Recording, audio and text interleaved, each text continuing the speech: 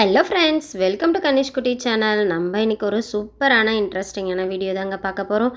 ரொம்பவே சுலபமாக வீட்டில் இருக்க பொருளை வச்சு ஈவினிங் ஸ்நாக்ஸ் தான் செய்ய போகிறோம். குழந்தைங்க ரொம்பவே விருப்பமாக சாப்பிடுவாங்க. பார்க்குறப்பவே ரொம்ப கலர்ஃபுல்லாக அழகாக இருக்குது பாருங்கள். வாங்க வீடியோக்குள்ளே போகலாம். எப்படி செய்கிறதுன்னு பார்ப்போம். இந்த ஈவினிங் ஸ்நாக்ஸ் செய்கிறதுக்கு 4 ப்ரெட்டை எடுத்துக்கிட்டேன். சாண்ட்விச் ப்ரெட்டு தான் எடுத்திருக்கேன்.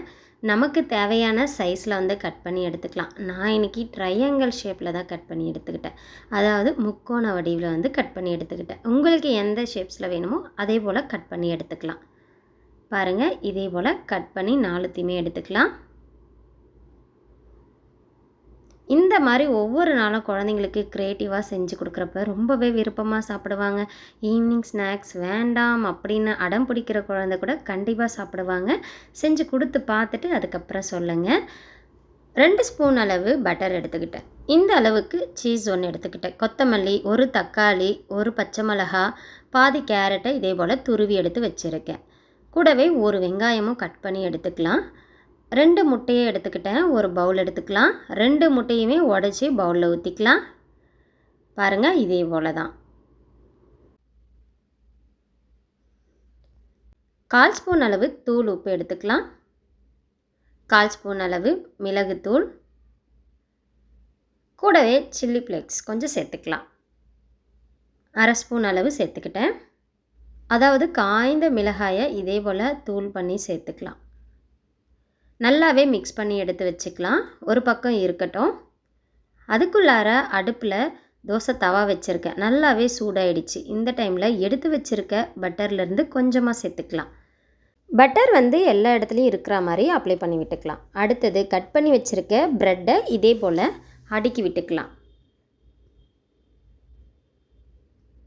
நான் இந்த மாதிரி 4 பக்கமும் ப்ரெட்டை கட் பண்ணி வச்சுருக்க ப்ரெட்டை அடுக்கி விட்டுக்கிட்டேன். நம்ம ரெடி பண்ணி வச்சுருக்க முட்டையை இதே போல் அழகாக ரவுண்டாகவே ஊற்றிக்கலாம். அதாவது ப்ரெட்டுக்கு மேலே இருந்து ஊற்றுற மாதிரி அழகாக தோசை தவாவில் ரெடி பண்ணி வச்சுருக்க முட்டையை ஊற்றிக்கலாம். நம்ம ஆம்லேட் எப்படி ஊற்றுவோம் அதே போல் தான். இதே போல் ரவுண்டாக ஈவனாக ஊற்றி விட்டுக்கலாம். இந்த டைமில் கேஸ் மீடியம் ஃப்ளேமில் தான் இருக்கணும். இல்லாட்டி அடி பிடிச்சி கருகி போய்கிடும். அதனால் ஸ்லோலியே வச்சுக்கலாம் கேஸை.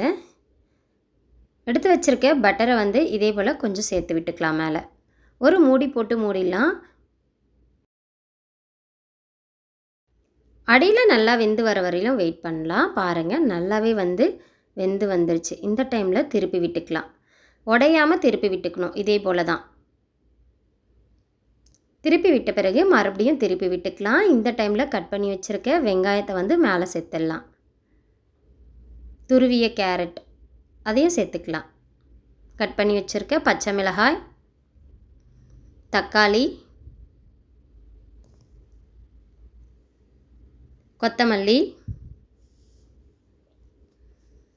எடுத்து வச்சுருக்க சீஸை அதுக்கு மேலேயே இதே போல் துருவி விட்டுக்கலாம்.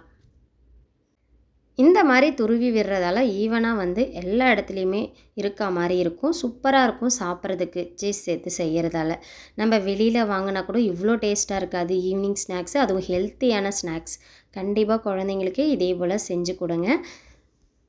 அவ்வளோதாங்க. சிம்மில் வச்சுட்டு 1 நிமிஷம் கழித்து எடுத்து பிளேட்டிங் பண்ணிடலாம். நம்ம கட் பண்ணுறதா இருந்தால் கட் பண்ணி சாப்பிட்டுக்கலாம். இல்லை அப்படியே சாப்பிட்ணும் அப்படின்னாலும் அப்படியே சாப்பிட்டுக்கலாம். கண்டிப்பாக நீங்கள் இந்த ப்ரெட் ஆம்லேட்டை ட்ரை பண்ணி பாருங்கள். பீஸா மாதிரியே இருக்கும். தேவைப்பட்ட நம்ம கூட சாஸ் வச்சு கூட சாப்பிட்டுக்கலாம். இந்த வீடியோ உங்களுக்கு ரொம்பவே பிடிச்சிருக்கும்னு நினைக்கிறேன். அப்புறம் ஏன் வெயிட் பண்ணணும்? கண்டிப்பாக இன்றைக்கி ஈவினிங் ஸ்நாக்ஸுக்கு குழந்தைங்களுக்கு இதையே செஞ்சு கொடுங்க. ரொம்பவே விருப்பமாக சாப்பிடுவாங்க. உங்களையுமே பாராட்டுவாங்க. இந்த ஈவினிங் ஸ்நாக்ஸ் உங்களுக்கு பிடிச்சிருக்குன்னு நினைக்கிறேன். பிடிச்சிருந்தால் லைக் பண்ணுங்கள், ஷேர் பண்ணுங்கள், சப்ஸ்கிரைப் பண்ணுங்கள். தேங்க்யூ ஃபார் வாட்சிங்.